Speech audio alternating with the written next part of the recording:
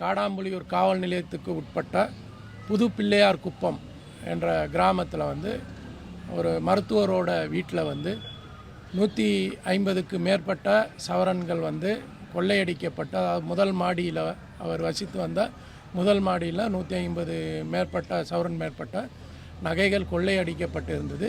இது சம்பந்தமாக காடாம்புலியூர் காவல் நிலையத்தில் அதே தேதியில் வழக்கு பதிவு செய்யப்பட்டு குற்றவாளிகளை வந்து தேடி வந்தோம்.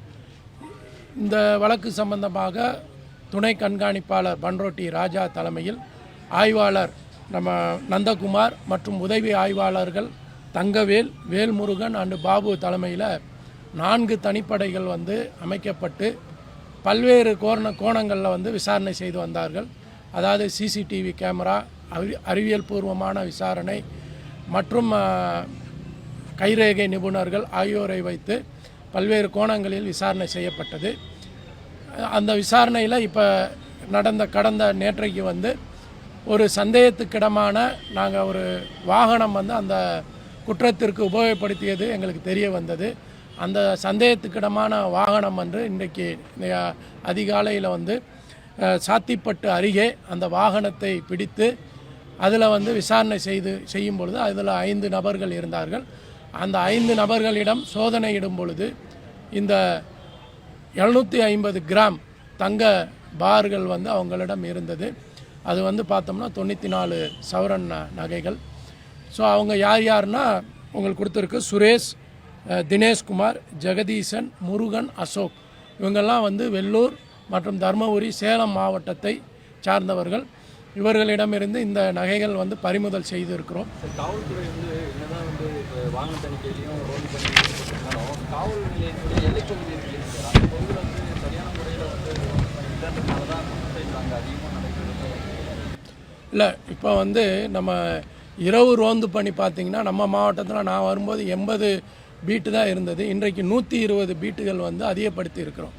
குறிப்பாக வந்து இரவு ரோந்தில் வந்து ஒவ்வொரு காவல் நிலையத்துக்கும் என்ட்ரி பாயிண்ட், அதாவது எந்த வழியாக வந்து அவங்க நுழைய முடியும், அதே மாதிரி எக்ஸிட் பாயிண்ட் எந்த வழியாக வெளியே போக முடியும், அந்த பாயிண்ட்டுகளில் குறிப்பாக வந்து அதாவது பீட்டை மார்ச் பண்ணி வாகன தணிக்கை செய்யும் பொருட்டு இப்போ ஏற்பாடு செய்யப்பட்டுள்ளது.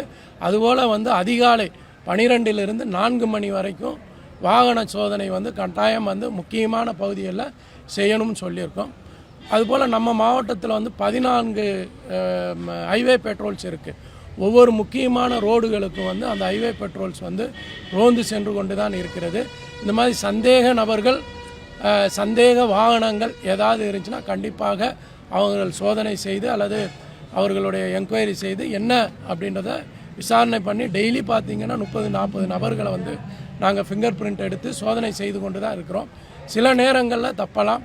கண்டிப்பாக நாங்கள் அதாவது குற்றம் நடவாமல் இருப்பதற்கு எவ்வளவு முழு முயற்சிகள் எடுக்கணுமோ இந்த மாவட்ட காவல்துறை சார்பாக எடுத்துக்கொண்டு தான் வருகிறோம்.